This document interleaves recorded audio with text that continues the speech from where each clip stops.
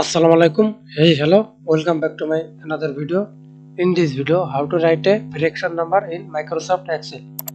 Firstly, select cell, go to insert menu, then click equation. We can see many equation.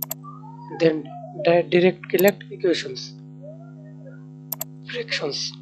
You select fraction plate, fraction 1, 2, 3, 4, 5, 6, 7, 8, 9. I select example fraction 1, 3, 2. Example.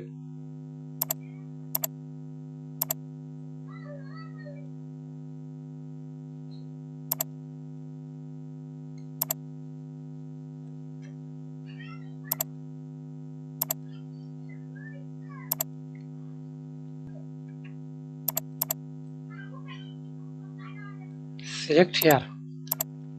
Thanks for watching video. Please subscribe to my channel, like, comment, share. Thank you.